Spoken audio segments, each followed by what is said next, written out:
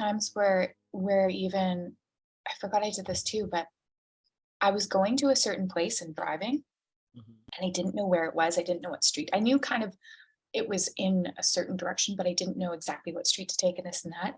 And I was it was probably the next day or just around the time that I had that enlightenment day. And I was like, all right, you're telling me I need to go to this specific park. Tell me where it is. How do I get there? Mhm. And because I wasn't attached to it, I literally got the directions driving. It was like, okay, turn right, turn here. And I knew exactly how to get there. And I was being led by my guides to get there. And I remember being like, whoa. And then I've also had the thing where I was going somewhere and it was super important. And I was this is kind of like right when everything kind of opened up when I was supposed to get to a certain place, to a friend's place, and I was just about to pass the street because I had put in my like Google Maps the wrong town or the Mhm. wrong street in the wrong town, and all of a sudden I got like this big message, you're going the wrong way, pull over. And I was like, who is this? It was like the message was like Archangel Michael, and I was like, okay. And then I pulled over and I realized I was going the wrong way. And if I would have missed that stop, it would have been an extra like 25 minutes on the highway. And I wouldn't have been Mhm. able to turn around or something like that. Yeah. And then I got redirected. And I'm like, whoa, right? Like, I mean, it Mhm. wasn't like it was just so that was the other thing too. It was what I had associated because when I call in the protection, that's one of the beings that I call in, right? So then that was Mhm. like, okay, you're going the wrong way. How do we get our attention? It was Yeah. just it was mind Yeah. boggling. Most people do, yeah. You should try that. Get directions and see where you See go. what happens. I mean, it does remind me of this one instance where I was dating this girl, and she was getting this clear message that me and her needed to break up. And I was, "Okay, let me see what message I'm getting," and got the same exact message. And we're like, "This doesn't make sense," like, because part of it was you need to break up with each other, and she need to there's this new guy that entered her life that she was gonna fall in love with, is was gonna date, and this where she's going with her journey. And she's like, I don't have any feelings like that for him. I don't know why this is the message I'm getting. This is what I'm supposed to do. And I was like, I don't know. But we need to listen. We're both getting the same message and we need to depart. So we did. And we went our separate ways in our lives.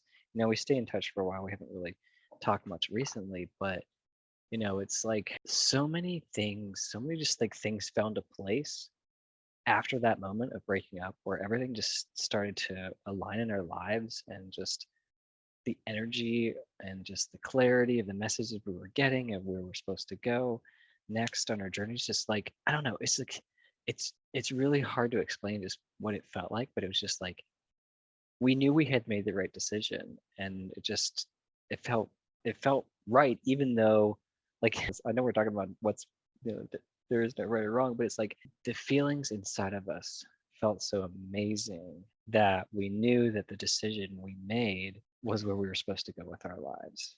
And we could have made a different decision, and we could have decided that no, we're gonna ignore this, and the universe would have come back and just be like, okay, well, we're gonna make It was this more clear. painful. We're gonna make it more painful Yeah. because you guys aren't listening, and tear us apart and make it worse, right? And but by listening the first time and just making it so easy and smooth, it was a wonderful feeling, a wonderful breakup. It was not terrifying. It was not scary. It was not painful for either of us. Mhm.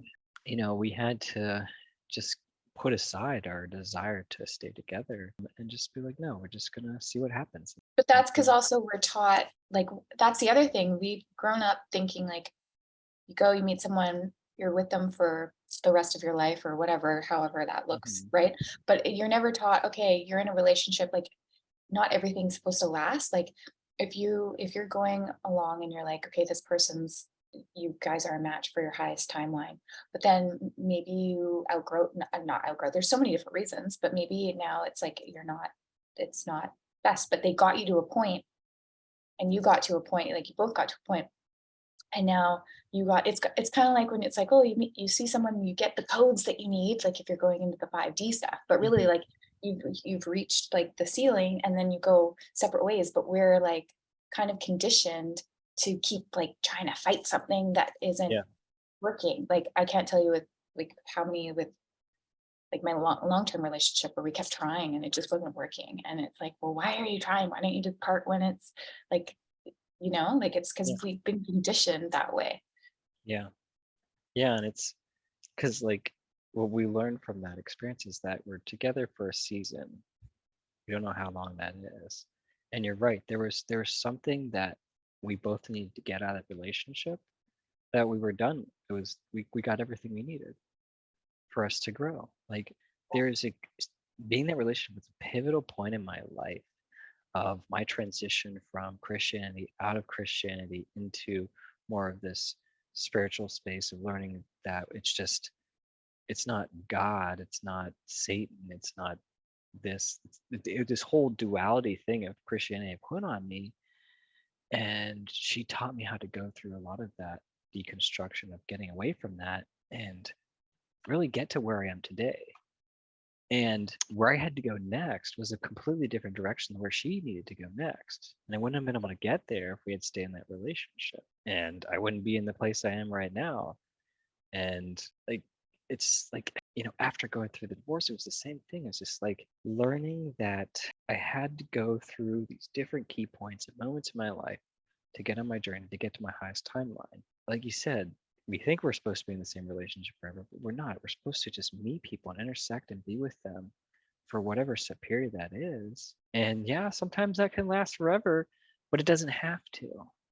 It's for whatever we need. And it was done. We got what we needed, and it was time to move on. And now I'm Yeah. in a new relationship, and I'm getting whatever I need out of that, and we'll see what that looks like in the future. And it doesn't matter where it goes or where it doesn't. It's just Because you that's know, an attachment too. By yeah, thinking that it's going to be forever, you're having an attachment to something. And that's that's true.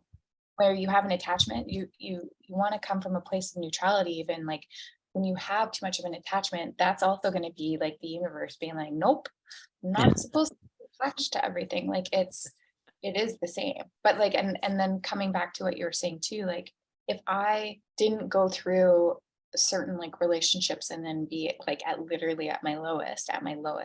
And then in that point, I'm pretty sure I was like, why is this happening to me? Right. But if I didn't go through that, I wouldn't have found this path. Like I wouldn't started doing Reiki and then following like the breadcrumbs, and I wouldn't